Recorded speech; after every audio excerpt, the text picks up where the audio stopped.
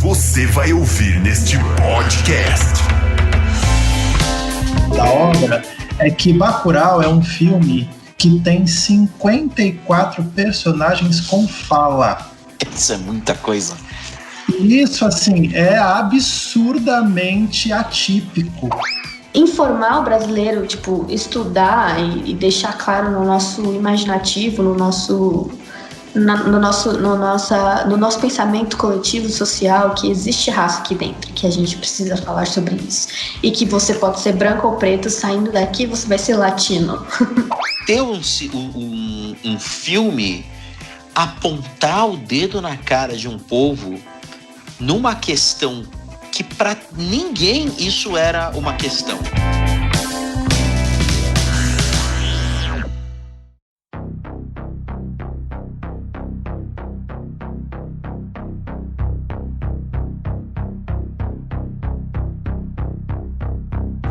Bem-vindos todos vocês a mais um podcast da Glocal.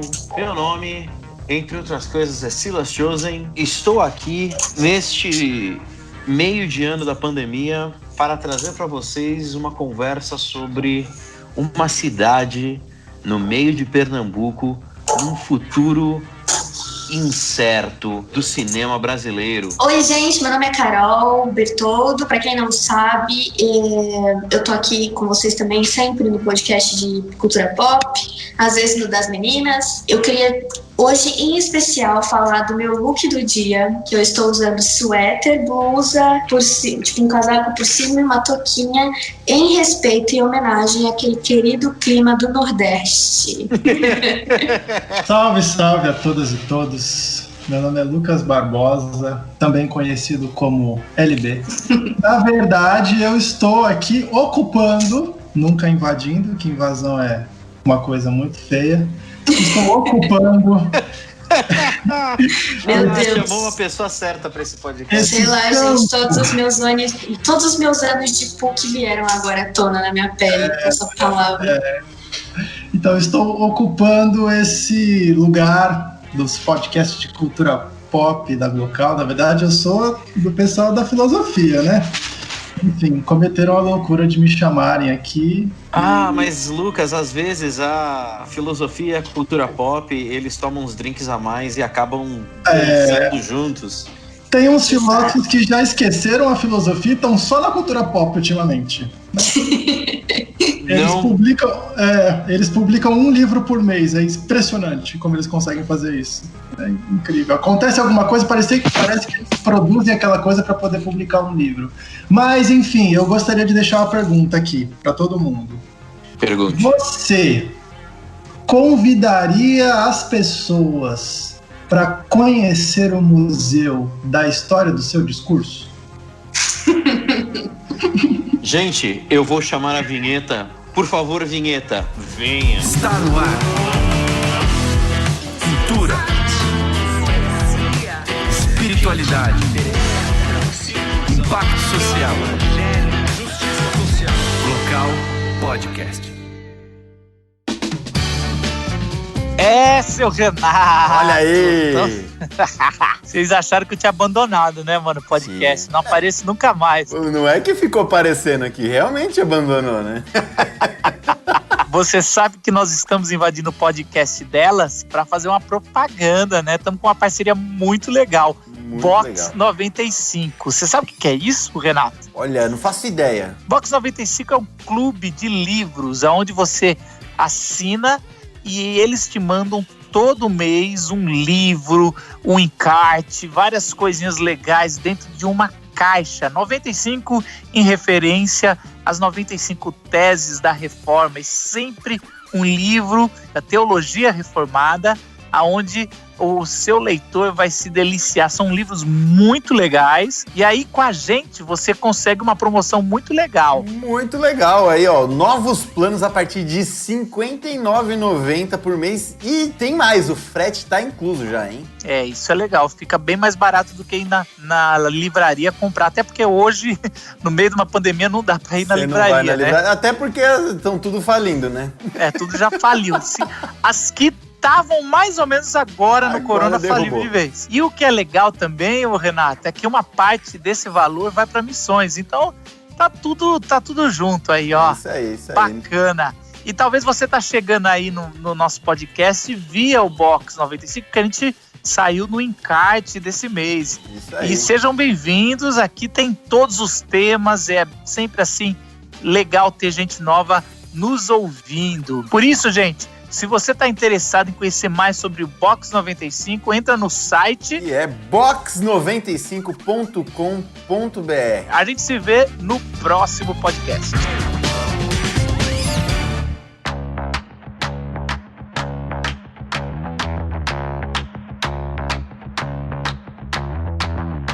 Cá estamos nós, no meio do ano distópico de 2020. Eu acredito que quem chamou a incepção desse podcast foi o próprio Lucas, por comemorar, por celebrar o 1 ano do lançamento do Bacurau. Foi nessa época do ano que saiu o Bacurau? Eu não lembro. Foi, enfim, ele estreou aqui no Brasil, foi mais ou menos agosto, né? Mas ele já estava circulando nos festivais, já tinha ganho o prêmio em Cannes. Ganhou. Então, enfim. Ele ganhou o prêmio do júri em Cannes. Então tem essa coisa toda. É mais ou menos essa época, nesse inverno nordestino do ano passado, é que aconteceu esse grande inverno. Essa inserção de Bacurau no mundo brasileiro. Deixa eu só dar um pequeno alerta.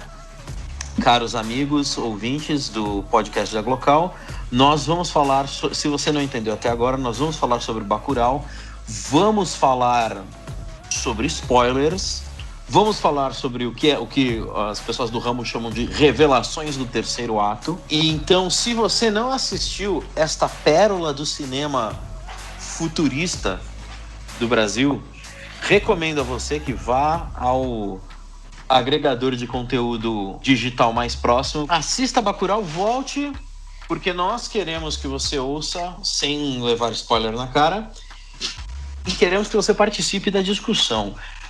E para começar a falar sobre o que é Bacurau, eu gostaria de perguntar para vocês o que vocês entendem por cinema de gênero.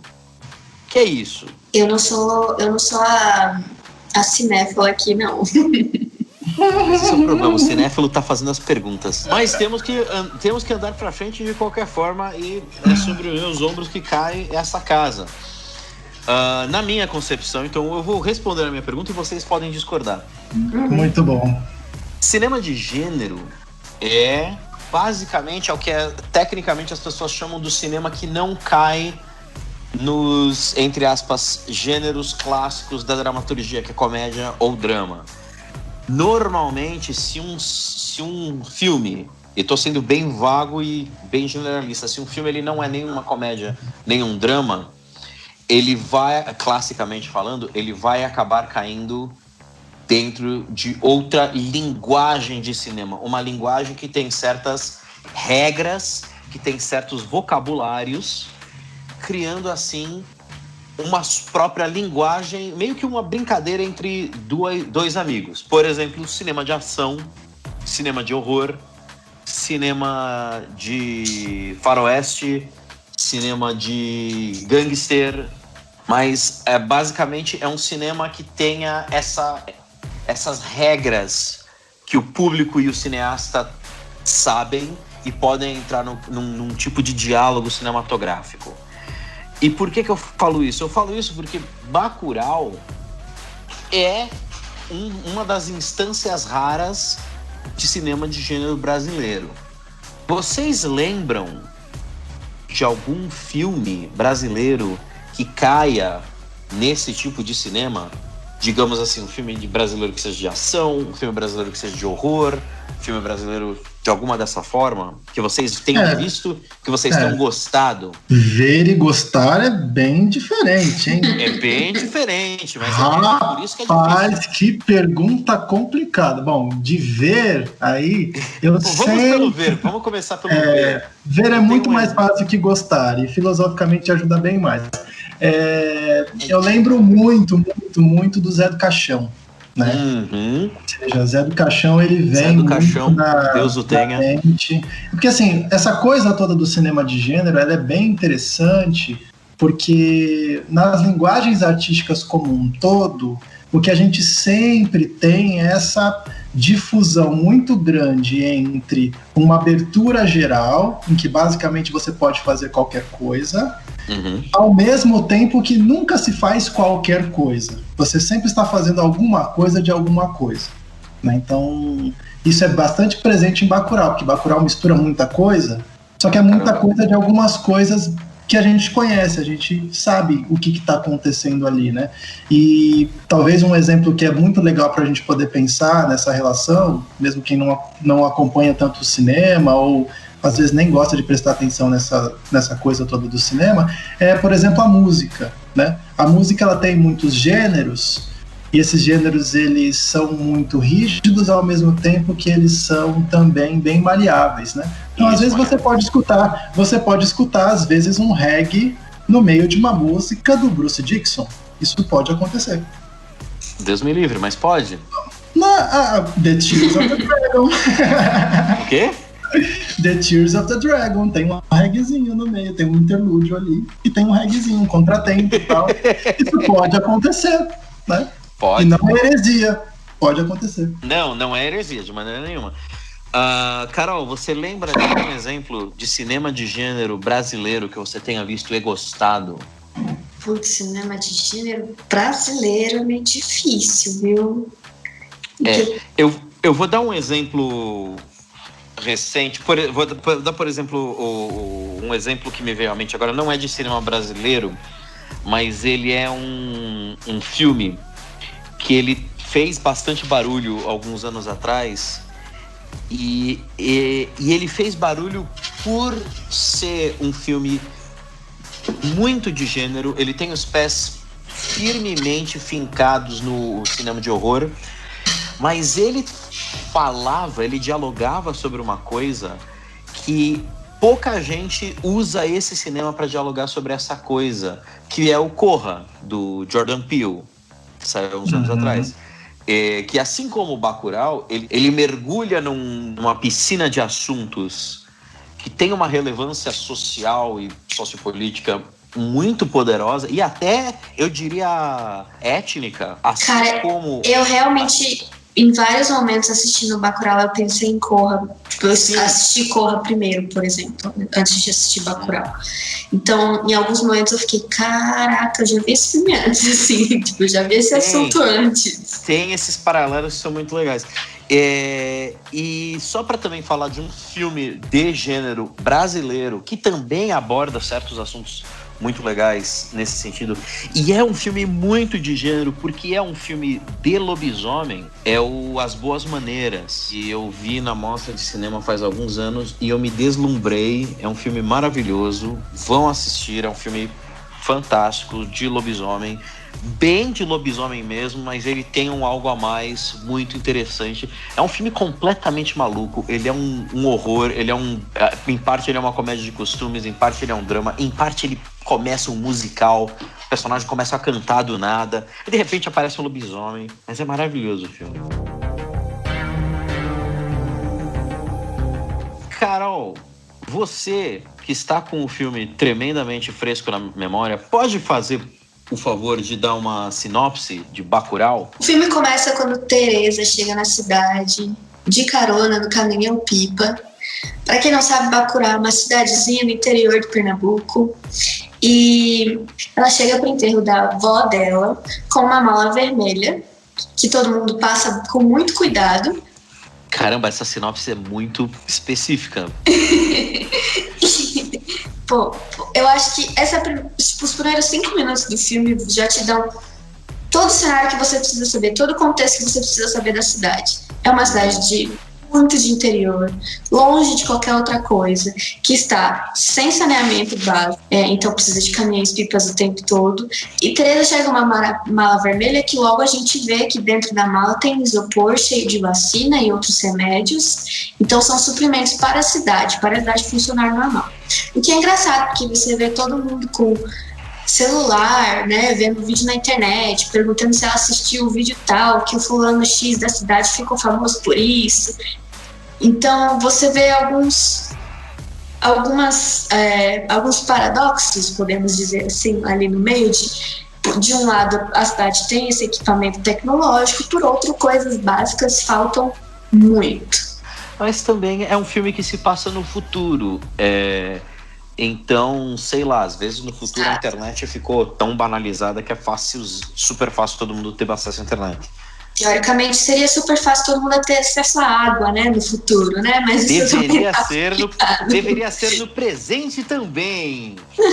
Pois é. Mas essa coisa de água, isso não é muito importante, né? Mais importante é a gente achar a nossa cidade no Google Maps, com certeza. Então você vê a cidade bem precarizada no sentido de falta de estrutura básica mesmo para funcionar, enquanto outras tecnologias que a gente pode com certeza dizer que é do setor privado chegaram por lá. E aí acontecem algumas coisas esquisitas, tá? Para quem não sabe, o filme se passa em alguns anos no futuro, que a gente não sabe exatamente quantos anos são, mas são alguns anos no futuro. Acontece que durante a noite um monte de cavalo passa no meio da cidade, todo mundo fica assustado, sabe de onde são os cavalos, que é de uma fazenda que fica ali na beira da cidade. E aí alguns moradores vão checar o que aconteceu e devolver os cavalos que eles conseguiram pegar. E quando esses 2 moradores chegam lá, tá todo mundo morto. É adulto, é velho, é mulher, é criança, tá todo mundo morto. E ninguém sabe o que tá acontecendo. E aí, um dos moradores de Bacurau, que também mora bem mais na periferia da cidade, ele viu passar um disco voador. E aí, ele até comenta, olha, parecia um disco voador daquele de filme antigo, mas eu sei que era um drone. E aí que começa a confusão, né? Eles entendem que alguma coisa estranha está acontecendo e começam a se organizar. Eu não sei se eu falo já o que é essa coisa estranha, porque a sinopse seria isso. De sinopse tá excelente. E nós estamos num ambiente de spoiler. Se você, caro ouvinte convidado da Glocal, que com certeza está com muita saudade de ir na Glocal, está aqui, provavelmente alguém que já viu o filme já sabe o final do filme, já sabe o que acontece daí pra frente. Essa é a sinopse de Bacurau. A gente vai vendo a história desenrolando, os acontecimentos esquisitos acontecendo pouco a pouco, até que a gente vai percebendo muito pouco a pouco o que está acontecendo. A gente tem algumas cenas de foreshadowing, de previsão. O filme começa a sugerir as coisas que vão acontecer no futuro e, de repente, começa a aparecer um monte de gente atirando, matando habitantes de Bacurau. Acontece que Bacurau está sendo invadida por um grupo de estrangeiros e é meio incerto o que eles estão fazendo exatamente lá, mas é sugerido que eles estão participando de algum tipo de jogo. A alguns momentos é sugerido que eles estão participando de algum tipo de ação militar.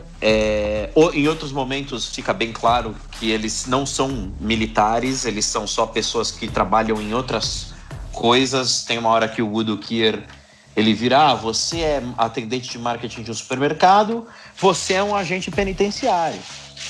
A gente não sabe por que eles estão exatamente lá. A gente entende que eles estão lá por algum tipo de entretenimento doentio, no qual eles competem entre si em busca de pontos, e eles recebem a pontuação através de um ponto no ouvido, de alguma voz das trevas, e a pontuação é relacionada a quanta gente eles matam. Eles matam uma criança e o cara recebe pontos.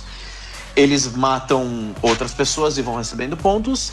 E eles tinham feito algum esquema, no final é bem mais escancarado isso, eles tinham feito algum esquema com o prefeito da cidade de escolher aquela cidade para aquela cidade ser varrida do mapa, ter a sua população toda assassinada, em troca de, pelo que parece, esporte. E quando a gente olha para esse aspecto do filme de que realmente estamos vendo um filme bem de gênero mesmo. É basicamente a sinopse de um thriller de suspense, de um thriller de ação. Não só isso, mas, por exemplo, essa é quase que a sinopse de Sete Samurais, do Akira Kurosawa, que é um filme clássico que foi refilmado inúmeras vezes. Foi refilmado, inclusive, pela Pixar, sob o nome de Vida de Inseto, que é sobre um pequeno vilarejo que está tendo ataque de bandidos e eles contratam 7 samurais para proteger a cidade. E a cidade toda se arma e parte para se defender dos bandidos. É mais ou menos o que acontece aqui também. E não só isso, mas o filme tem muita influência de faroeste. O filme tem muita influência de filmes dos anos 80, de ação e de terror e de suspense, como filmes do John Carpenter. É engraçado até, o nome da escola da cidade de Bacurau é a escola João Carpinteiro, que é John Carpenter, que é... E aí é que você... Sabe, você se surpreende muito, especialmente se você viu os 2 filmes anteriores desses diretores.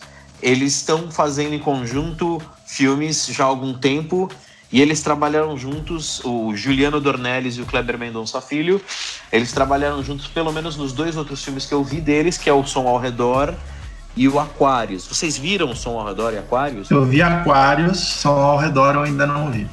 Eu também não, ainda não. Mas tá na minha listinha. É muito engraçado, porque esses são filmes muito mais, entre aspas, aquilo, sendo bem bruto mesmo, são muito mais aquilo que você espera ver de cinema brasileiro. Eles são filmes que estão bem à parte do gênero, tirando alguns elementos muito, muito incisivos de um dos filmes. Eu não vou dizer exatamente qual, porque eu não quero dar spoiler, é o pior spoiler possível esse. Mas você tem muito pouco diálogo com essas influências de cinema propriamente americano. E é engraçado que o Dornelles e o Kleber Mendonça Filho decidiram agora, não, a gente vai fazer um filme de gênero, a gente vai fazer um faroeste.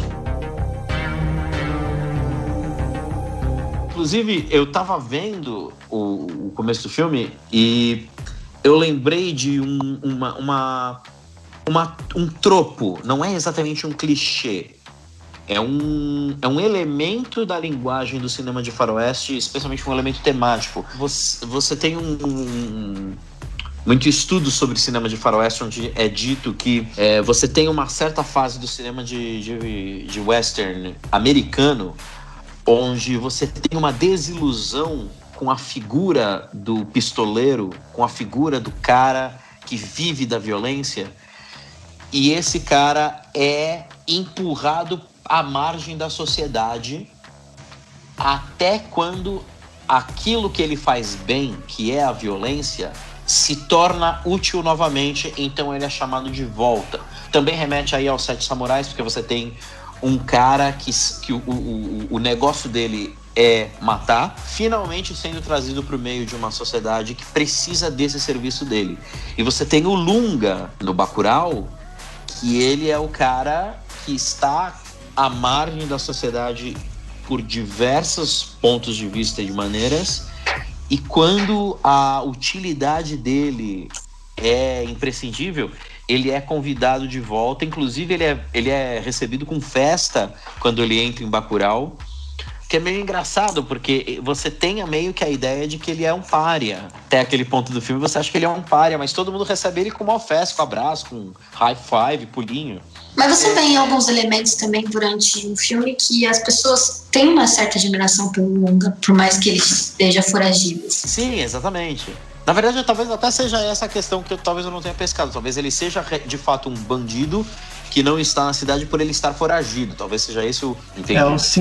O símbolo ali de Lunga, e é legal falar de Lunga, né? Porque Lunga é queer, né? Então, Lunga é o quê? Perdão? Lunga é queer, né? Ah, tá, então, sim, com certeza. Inclusive, os artigos que são utilizados para Lunga são indefinidos e indefiníveis, né? Então, em dado momento, chamam de ela ou ele, E isso vai se alternando em todo o filme. Não existe uma determinação se é a Lunga ou o Lunga. O Lunga. E tem a clássica cena da vozinha que fala: que roupa é essa? É espetacular, né? Que é a chegada de Lunga. E é interessante isso que o Silas está falando e o contraponto que a Carol põe, porque eu entendo que traz muito essa relação complicada que Lunga tem com Bacurau e Bacurau tem com Lunga, ao mesmo tempo que Lunga é Bacurau e Bacurau também é Lunga.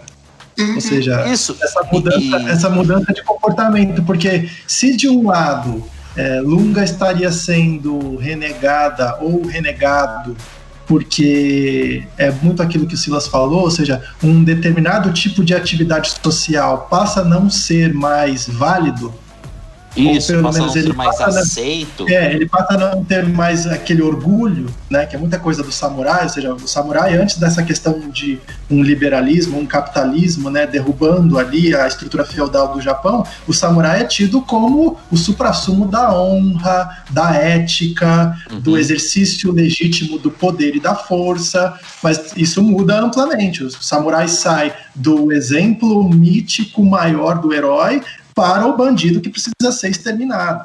Né?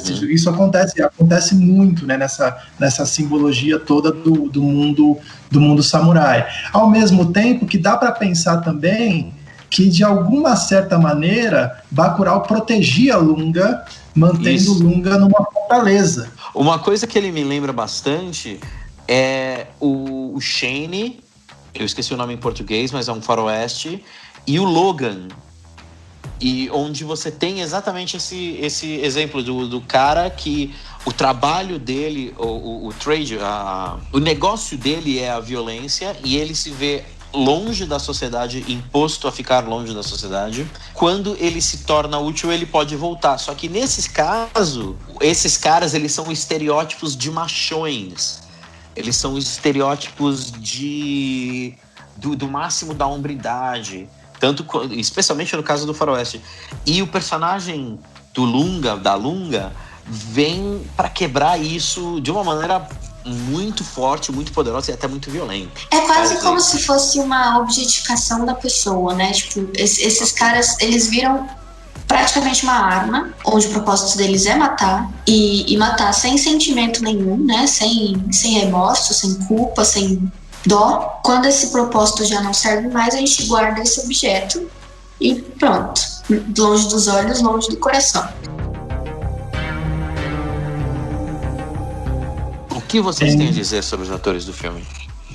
Eu não sei se sobre os atores especificamente nesse momento, mas uma estrutura que é bem importante, me chamou muito a atenção, e que na entrevista que a gente acabou ouvindo, etc, tal, ficou mais evidente, e depois quando eles falaram isso, aí ficou muito forte para mim, porque eu acabei me impressionando bastante com essa característica da obra, é que Bacurau é um filme que tem 54 personagens com fala. Isso é muita coisa. E isso, assim, é absurdamente atípico. Muito. Isso em qualquer tipo de configuração de cinema que a gente possa imaginar. Cinema de gênero, o cinema hollywoodiano, enfim, o cinema que a gente acaba... Esse cinema que a gente acaba chamando de cinema cult, ou cinema B, ou cinema de verdade, sei lá, qualquer nome que a gente use é terrível. Nessas configurações todas, isso é muito raro. E isso é bastante forte em Bacurau, porque, por exemplo, se o Silas me pergunta o que falar dos atores, o que falar das atrizes, talvez seja até difícil pensar o que falar das personagens, porque tem uma relação muito diferente entre protagonismo e antagonismo, entre personagem principal, personagem coadjuvante. Ou seja, Bacurau é uma narrativa bem especial em relação a isso. Você pode até... Aí você usa uma coisa que de fato é um clichê, e é dizer que Bacurau é o personagem principal, é o herói da trama. Bacurau, inclusive, Eu ia dizer que a gente tem o maior exemplo disso, que a gente não sabe quais são as funções deles, né? Certo.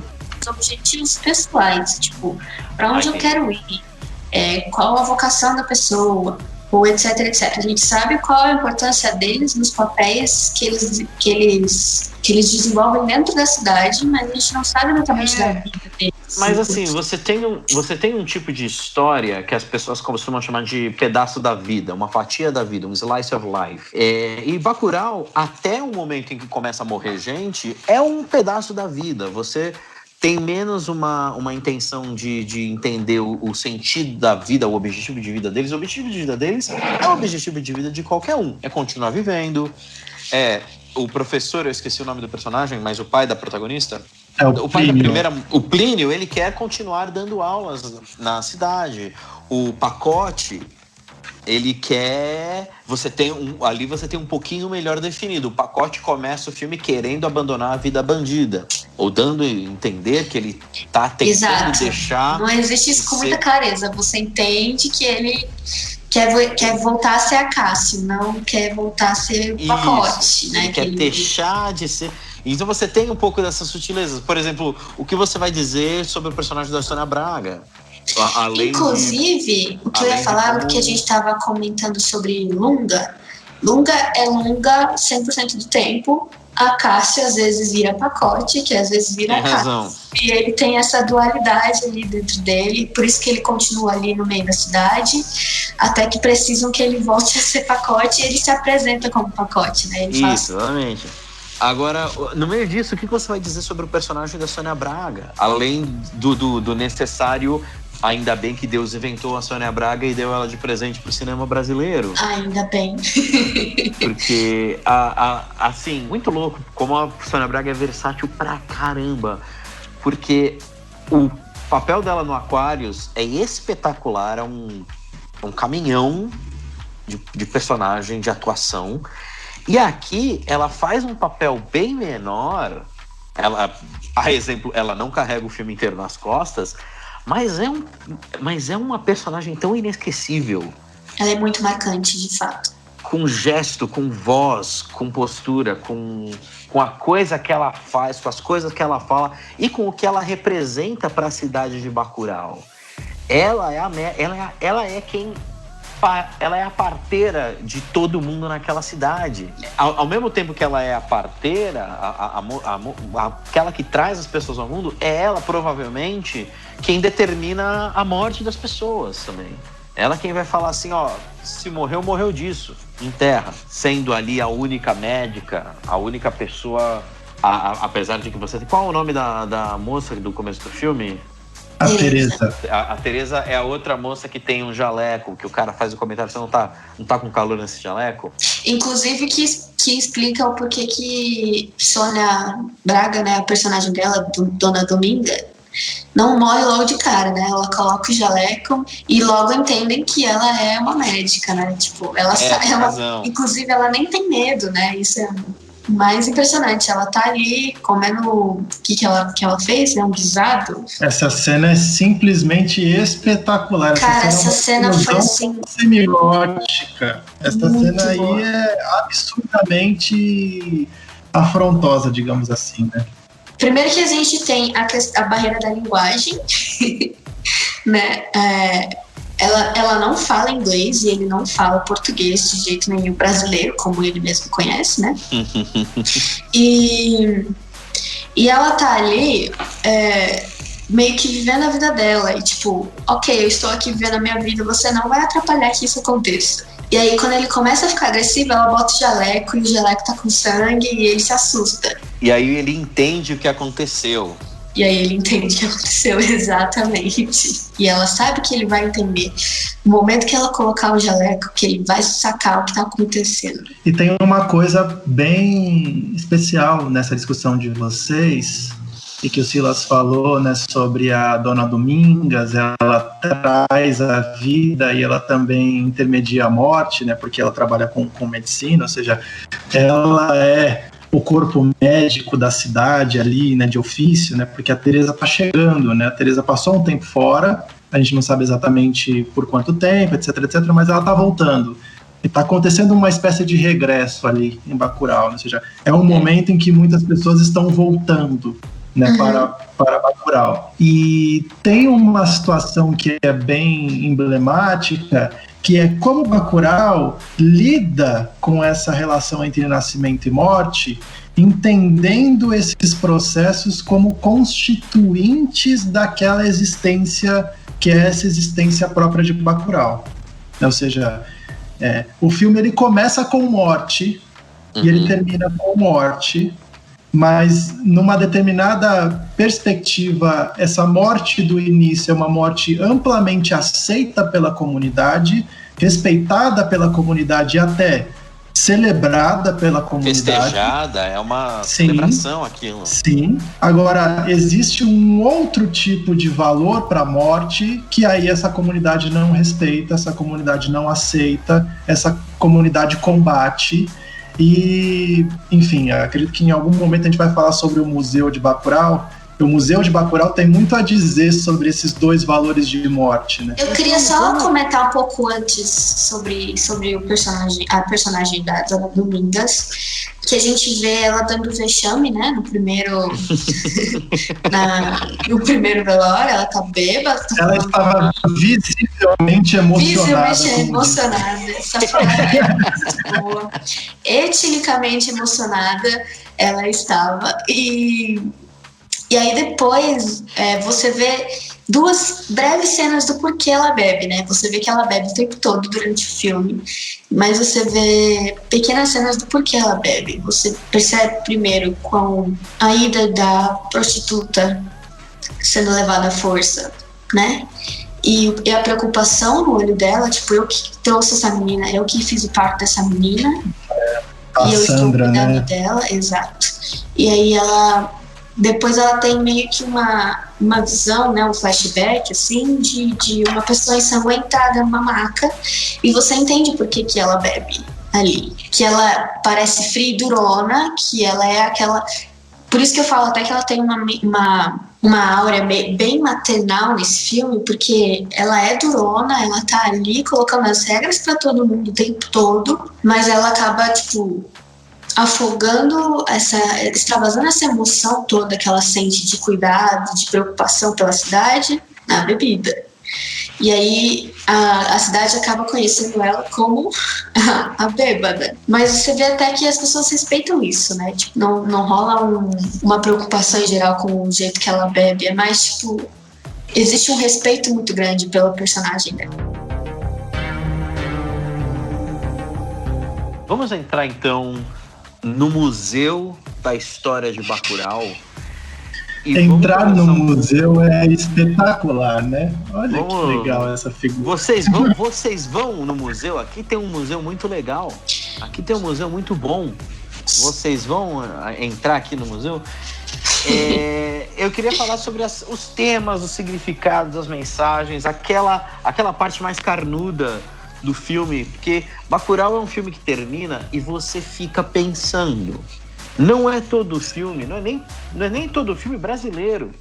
Esse filme o filme brasileiro, ele tem essa aura de ser mais contemplador, de ser um filme mais pensador, de ser um filme com temas mais aproximados da nossa vida, da nossa vivência brasileira. E mesmo assim, nem todo filme brasileiro que eu termino de ver, eu fico pensando, mastigando tanto que eu vi como com Bacurau. Se eu perguntar pra vocês sobre o que é o filme, só me respondam. Vocês conseguiriam dar uma resposta tranquila?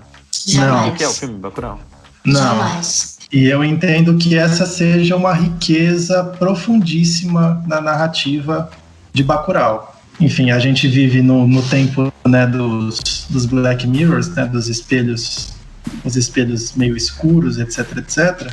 Bacurau, não sei se é um espelho claro, mas é um espelho, né? Ou seja, dependendo de como você olha, você vê alguma coisa, dependendo de quem olha, aí vê outra coisa, e às vezes o espelho, se você muda o ângulo, você não vê a si mesmo, mas você vê o outro que está do outro lado, né? Bacurau parece esse tipo de espelho que vai se movimentando e vai sendo movimentado, assim, né? É muito difícil dizer Bacurau é isso. né?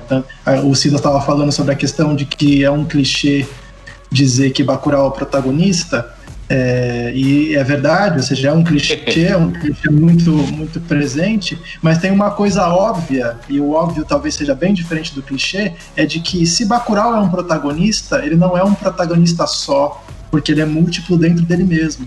E parece que Bacurau entende muito bem que ele é muitos ao mesmo tempo que é um. E também tem uma coisa sobre clichê, e esse filme ele tem tropos, ele tem obviedades, ele tem clichês, que o Umberto Eco, se eu não me engano, Umberto Eco disse quando ele estava escrevendo sobre Casablanca, ele disse assim, 2 clichês envergonham, 100 clichês emocionam. O que me incomodou mais, ele também é um filme sobre um tipo muito específico de desumanização. Eu sou casado com uma estadunidense, e essa estadunidense, uma pessoa adorável que todo mundo que conhece gosta muito dela, uma pessoa linda. Ela me questionou um dia, muito tempo atrás, bem antes de eu ver o Bacurau, ela me falou assim, Silas, o que você é? Eu olhei para mim mesmo e falei, bom, eu não sou um texugo, né? Mas ela falou assim, Silas, o que você é em termos de raça? Porque se você for para os Estados Unidos, digamos que você vai para os Estados Unidos e tem uma caixinha para você marcar qual raça você é, o que você marcaria? E eu, no alto de minha... no alto do meu contexto sulista brasileiro, eu disse, eu vou colocar que eu sou branco, eu sou caucasiano. Ela falou, não vai. Você vai ter que colocar que você é latino. E essa foi a primeira vez na minha vida que eu enxerguei que você tem níveis diferentes de enxergar uma coisa como o que as pessoas chamam de raça, dos termos raciais da humanidade em mim mesmo. E aí demorou muito tempo para que eu voltasse a ver isso, especialmente numa questão de discurso popular, porque tem a bendita cena no meio do filme onde os X9 gaúchos chegam para os americanos e falam, mas nós somos que nem vocês. Você parar para pensar, é uma coisa tão vil e tão horrorosa deles falarem, olha, nós somos que nem vocês, porque o pessoal de Bacurau não é. Nós somos o que vocês são, nós somos brancos. E aí o pessoal, o americano, os americanos e o alemão, falam, não, vocês não são. Vocês são latinos. Isso é diferente. Não é assim que não é assim que toca a banda. E aí a banda toca com chumbo logo no final daquela cena. Isso contextualiza tanto do que o Brasil enxerga no Brasil. Cara, o Brasil, ele tem um grandíssimo problema racial no quesito de reconhecimento racial aqui dentro. Pra vocês terem noção, eu sou uma pessoa muito miscigenada. Eu sei que eu tenho ancestrais indígenas, eu tenho ancestrais europeus, eu tenho ancestrais escravos também. Tem pessoas escravizadas, que foram escravizadas. E só no passado eu fui me olhar no espelho e me reconhecer como uma pessoa preta. Porque eu nunca fui tratada como pessoa preta, até eu ir trabalhar numa empresa alemã. Aí eu fui tratada. Exatamente. A gente já vai começar com a Lady Godwin aqui de novo. Eu queria que não fosse uma empresa alemã, né? Eu devia ter falado talvez europeia, mas enfim. Mas assim, foi engraçado que eu trabalhei numa empresa alemã que só tinha brasileiro e brasileiros brancos, e eu fui tratada com muita diferença ali dentro. Foi a primeira vez que eu falei, caraca, eu não sou o famigerado pardo, né? Essa cor não existe.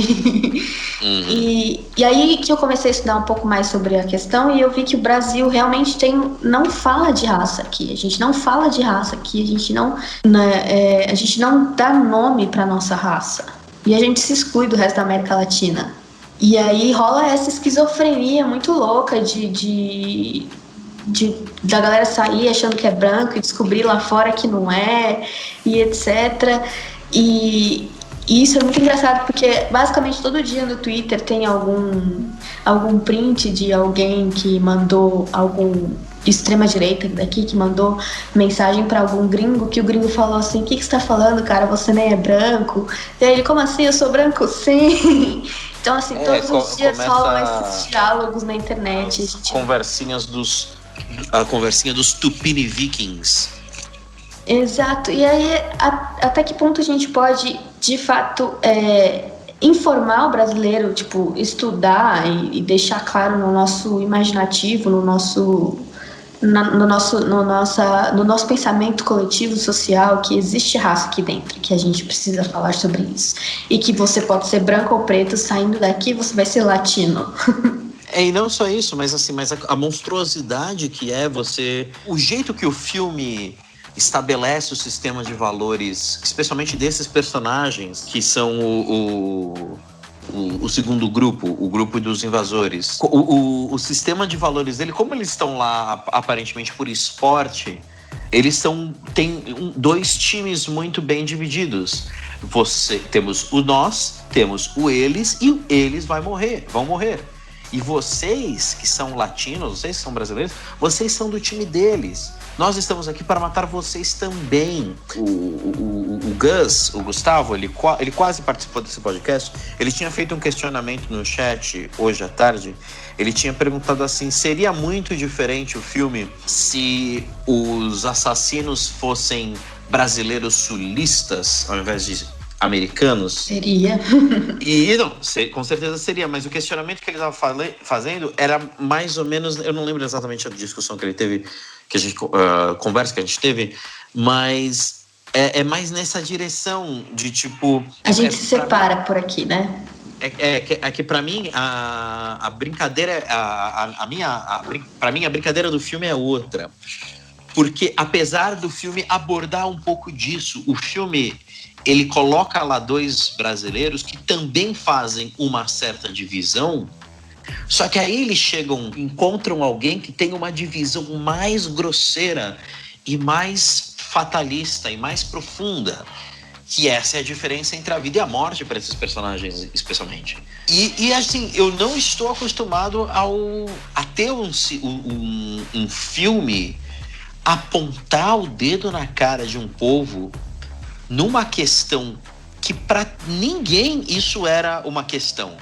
Para tão pouca gente, ser branco no Brasil é uma questão de dúvida, é uma questão de... eu não diria nem de...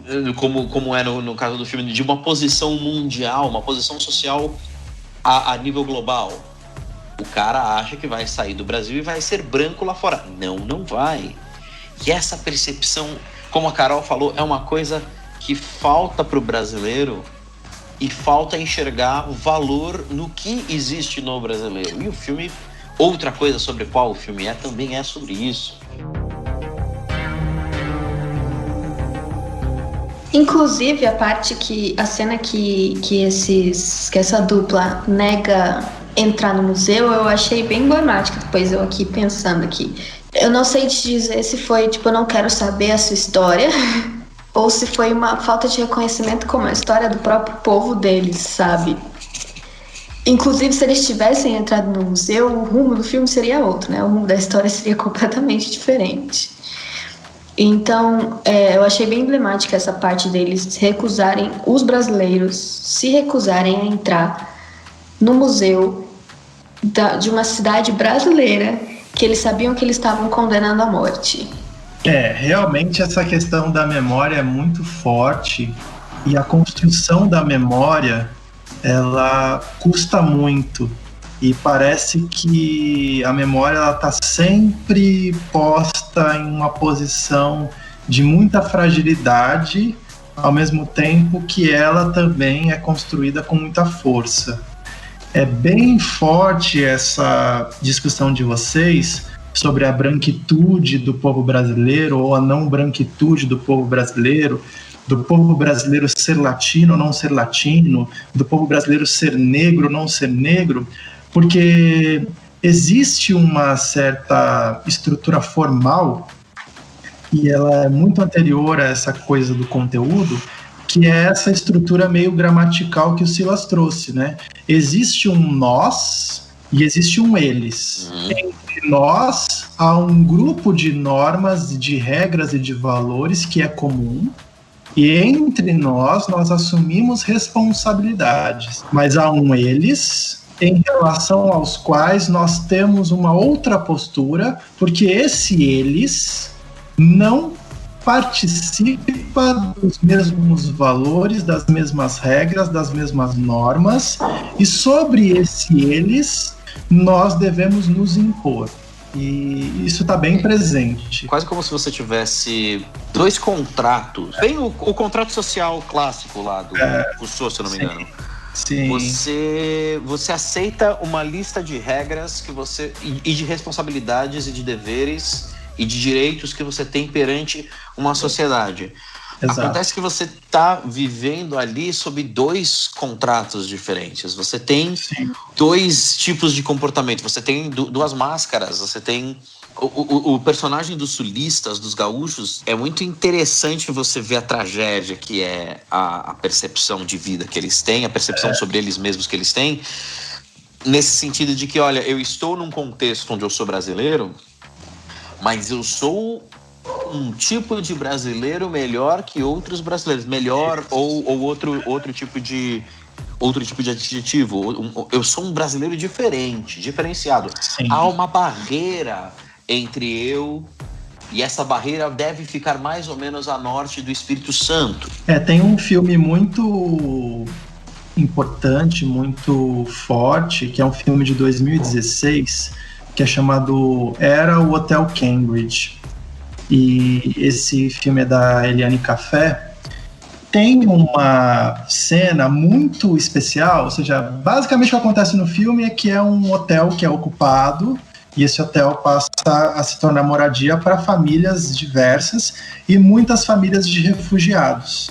E tem um refugiado palestino nessa ocupação. E há uma reunião por conta de uma certa questão que acontece. E nessa reunião, esse palestino, ele olha para todas aquelas pessoas e ele diz o seguinte: olha, eu sou um palestino refugiado no Brasil.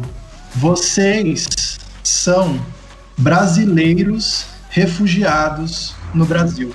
E essa fala é uma fala muito emblemática de como esse olhar de um estrangeiro muitas vezes auxilia numa espécie de miopia ou numa espécie de cegueira que a gente cultiva entre a gente, que impede que a gente reconheça algumas coisas, né? E aí, voltando àquela brincadeira bem maliciosa entre o clichê e o óbvio, coisas que são óbvias, mas coisas que são muitas vezes tampadas por clichês, né? Quantas vezes a gente ouviu essa história toda de que no Brasil a gente vive uma democracia racial. Mas, enfim, a gente sabe que essa não é a realidade, embora, infelizmente, essa seja a narrativa hegemônica em relação ao nosso povo. Há muitas pessoas que dizem, bom, mas, obviamente, os negros cometem mais crimes e por isso eles vão ser mais presos. E quando a gente olha as estatísticas, a gente descobre que não são pessoas negras que cometem mais crimes. Mas a gente sabe que as pessoas negras, elas são massivamente mais encarceradas e massivamente são mais encarceradas sem que sejam julgadas. Essa é a realidade, essa é a obviedade, mas não é aquilo que a narrativa clichê apresenta. E é muito forte essa questão de que, e por isso que às vezes talvez ajude um pouco mais a gente pensar em forma e não necessariamente em conteúdo. Você vai falar, bom, em relação à minha esposa, que é norte-americana, é estadunidense, fica muito claro que eu sou latino. E de fato, qualquer um de nós que sai do Brasil, se for para qualquer lugar da América Latina, vai ser visto como latino, porque é isso que nós somos em relação a todas as nações que estão aqui ao nosso redor. E se a gente for para qualquer outro continente, fica muito claro que nós somos latinos, ou seja, e fica muito claro de formas bem desagradáveis, inclusive, né? A gente vai percebendo isso. Mas é forte como um outro olhar, às vezes um olhar estrangeiro, e esse olhar estrangeiro, esse olhar estranho, às vezes ele pode estar dentro da gente, né? Tem um xamã extremamente importante que é o Davi Copenaua, é um xamã Yanomami super conhecido, tem um livro extremamente famoso no mundo todo chamado A Queda do Céu, que foi muito evocado no ano passado por conta dessa questão toda da Amazônia, que ainda é uma questão que persiste, etc, etc.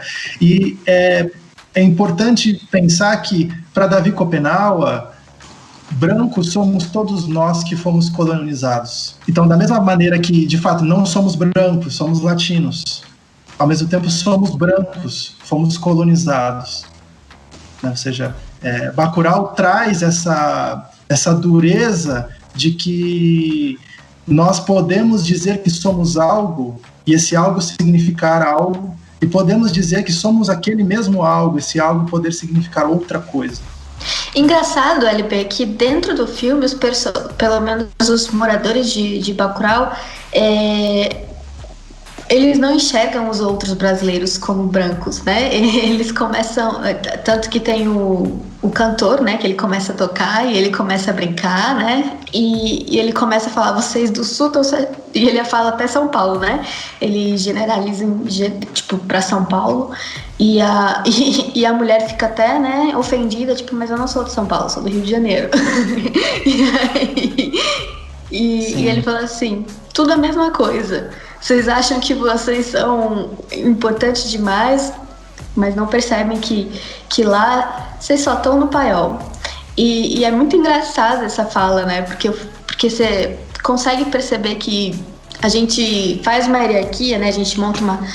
Estruturalmente a gente monta uma hierarquia, mas existem pessoas com uma visão que não é necessariamente míope, como você estava explicando.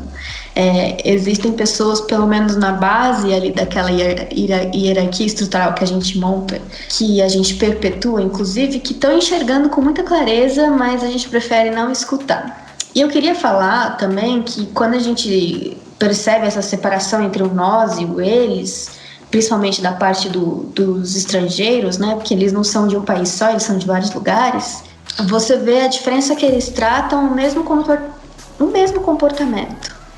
Enquanto eles estão ali matando pessoas, é um jogo, é divertido, tá tudo resolvido, não tem problema moral nenhum nisso, tanto que tem uma fala muito, muito, muito forte de dos gringos que ele fala assim, que ele se divorciou da esposa, ele sentia muita raiva dela, ele pegou a arma, foi até a casa dela e falou que se ela atendesse aquela porta, ele ia matar ela. E aí ela não atende, ela já tinha fugido da cidade. E ele fala que isso foi Deus impedindo que ele fizesse alguma besteira e que essa aventura que ele estava tendo aqui no Brasil de poder matar brasileiro era Deus dando uma oportunidade dele descontar essa raiva de um jeito certo. E aí quando o último pego, ele olha para a cidade, ele olha a cabeça dos amigos ali no fundo e ele fala, quanta violência. E aquela... Mano...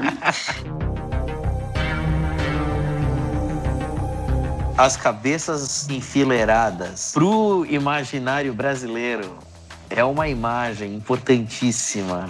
Importantíssima. Que também que faz referência ao que tinha dentro do museu também, faz referência à história do Nordeste. Assim...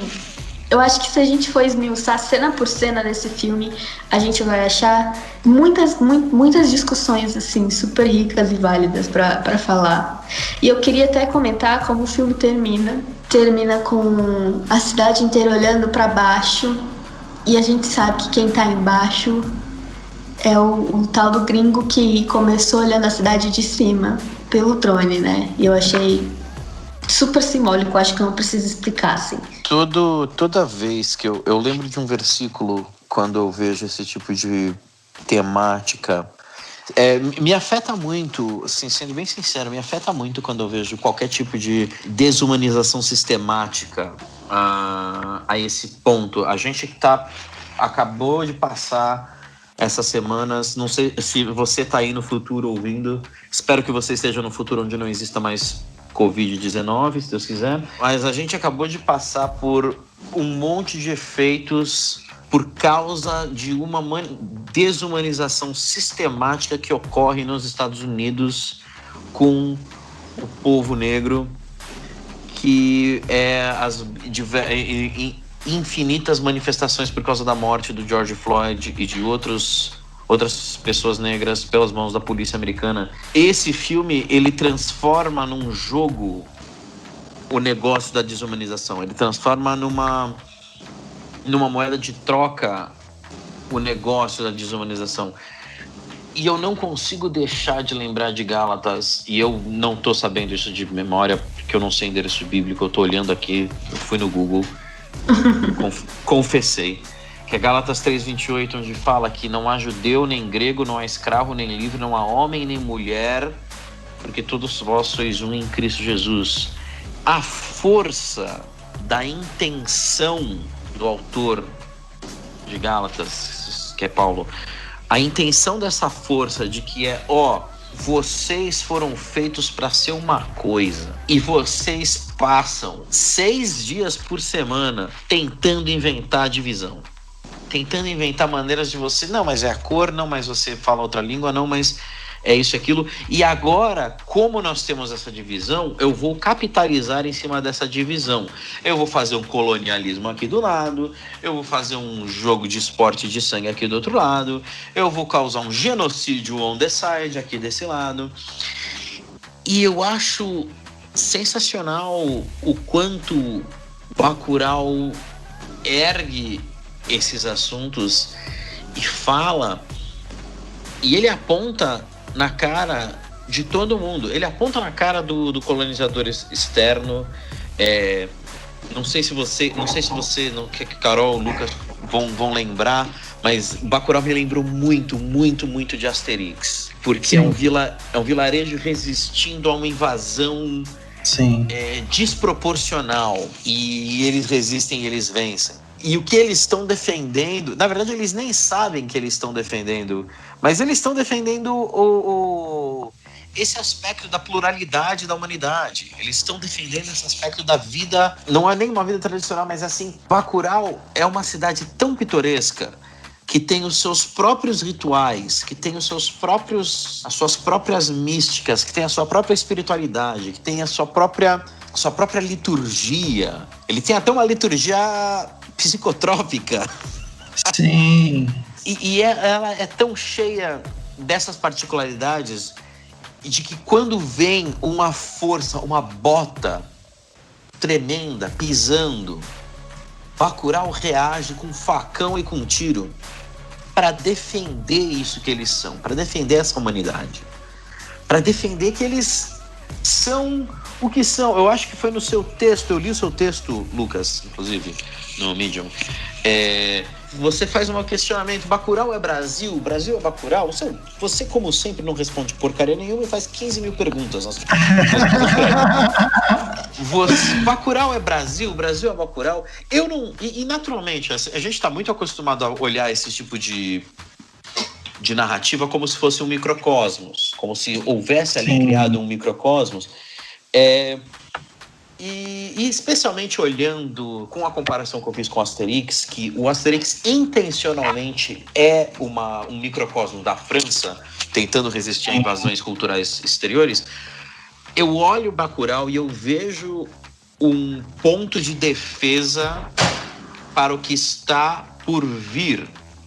É engraçado que o Dornelles e o Mendonça falam no podcast que eles estavam no meio da produção quando você teve esse levante de extrema-direita, ultraconservadorismo vampirístico no mundo. Eles já estavam no meio da produção do filme, acho que no meio da edição, quando determinadas pessoas foram eleitas e colocaram a democracia no bolso.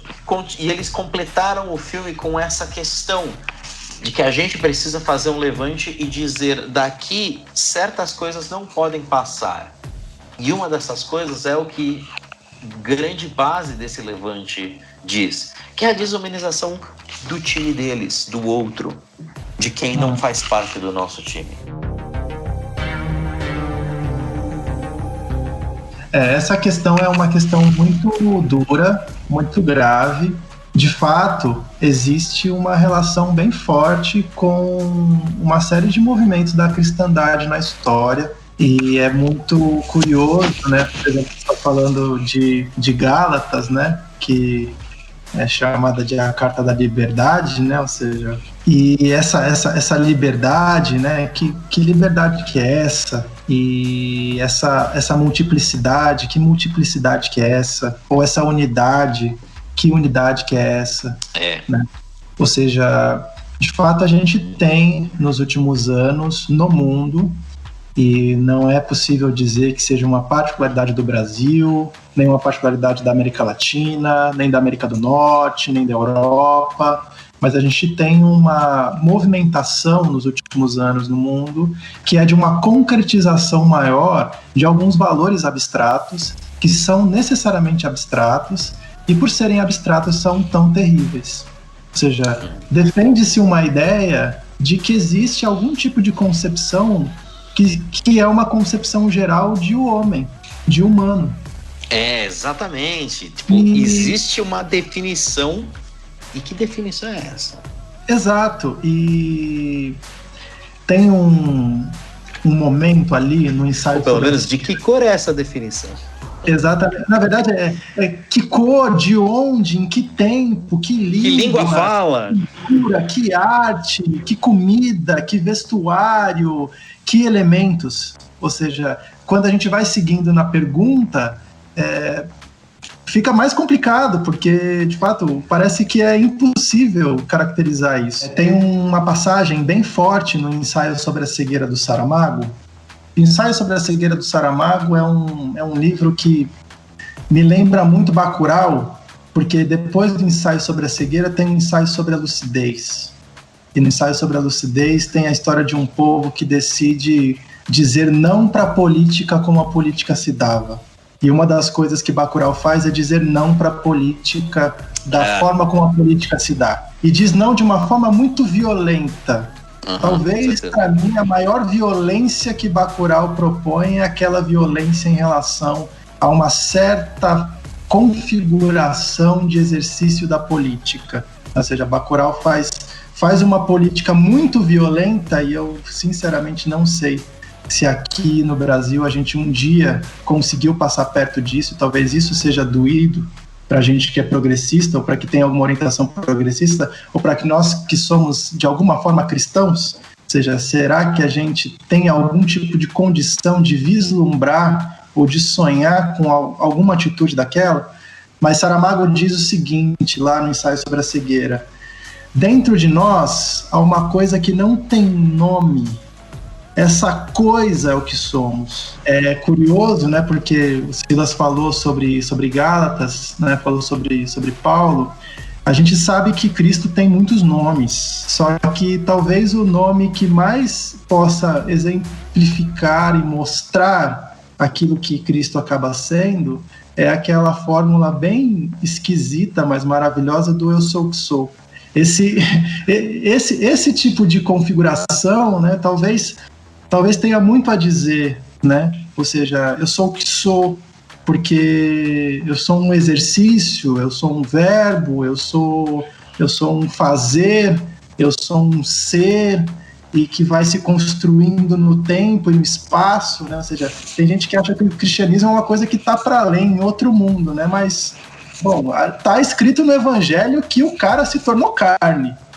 Se tornou carne, eu acho que dá para tocar o cara, e depois de muita coisa teve quem duvidou e quem conseguiu tocar o próprio corpo, tocar essa carne. Botou o dedo ali. Então, de fato, ou seja, essa multiplicidade, essa universalidade e essa igualdade, isso tudo custa muito caro, isso tudo requer muita coisa. Bacurau vai pensar nisso, né? Sobre quanto custa essa memória. Bacurau é um ótimo filme para você questionar a sua brasilidade, a sua noção de civilidade e a sua própria identidade como indivíduo. Então, assista Bacurau, você vai se surpreender com certeza.